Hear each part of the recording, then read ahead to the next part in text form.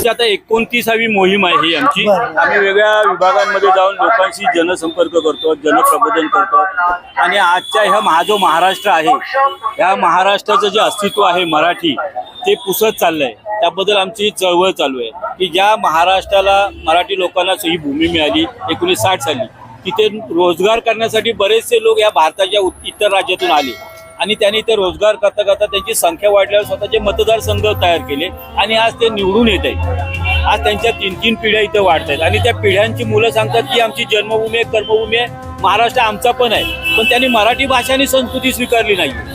तर अशाला आता आपण काय बोलायचं, काय करायचं साहेब? काय आहे माहितीये का, मला अशी गंमत वाटते की हे लोक असं म्हणतात की मुंबईला आम्ही मोठं केलं।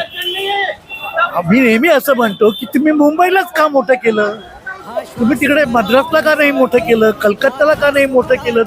इथे तुम्हाला ही जमीन भुसभुशीत होती। आज 4 आणे टाकले तर तुम्हाला 16 आणे मिळत होते, म्हणून तुम्ही इथं आलात। आणि मराठी माणसांचं वैशिष्ट्य हे आहे की ते कधीही बाहेरच्या आलेल्या माणसाचा दुस्वास करत नाही, जसं इतर प्रांत करतात। तुम्ही जा, मी बंगालला 6 महिने होतो कलकत्त्यामध्ये आणि ITC सारख्या कंपनीमध्ये डेप्युटेशनवरती मला सांगण्यामध्ये आलं, दिस इज बेंगॉल, हा बंगाल आहे, तुम्ही इंग्लिशमध्ये नका बोलू, बंगालमध्ये बोला। असं कधीतरी आग्रह आपण धरतो का? जिथं बाहेरची माणसं इथे येतात आपण कधी आग्रह धरत नाही, तुम्ही मराठीत बोला। पण आत्ता मला असं वाटतं की आपण आग्रह धरला पाहिजे।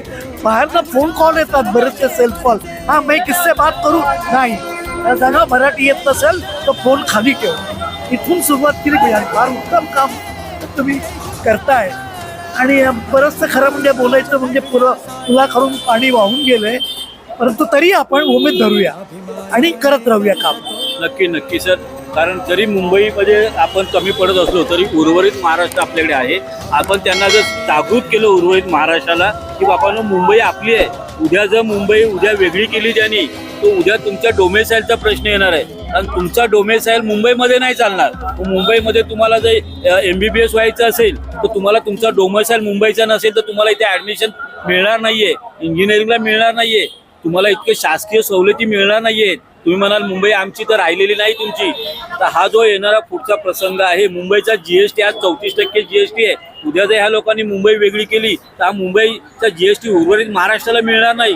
मग इतर राज्यांच्या इथल्या जिल्ह्यांचा महसूल काय आहे, कशी ती राज्य चालवणार उर्वरित महाराष्ट्र?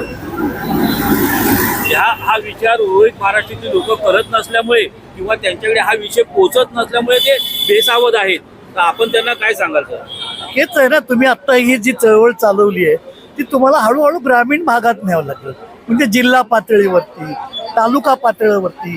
दुर्दैवाचा भाग काय झालाय की ग्रामीण भागामध्ये आजकाल माणसं धार्मिक जल्लोषामध्ये प्रचंड गुंतलेली आहेत, त्यांना काही सुचत नाही की काय चाललंय आणि मुंबई हे आपलं नाक आहे, हे मुंबई आपण वाचवलं पाहिजे, हे त्यांच्या अजिबात लक्षात येत नाही। म्हणून ग्रामीण भागात जाऊन आता तुम्हाला मराठी अस्मिता जी आहे ती तिथे तुम्हाला जागवावी लागेल। पण तरी देखील ग्रामीण भागात जाऊन आपल्याला जास्त करून तिथं मंडळी जास्त आहेत ना आपली।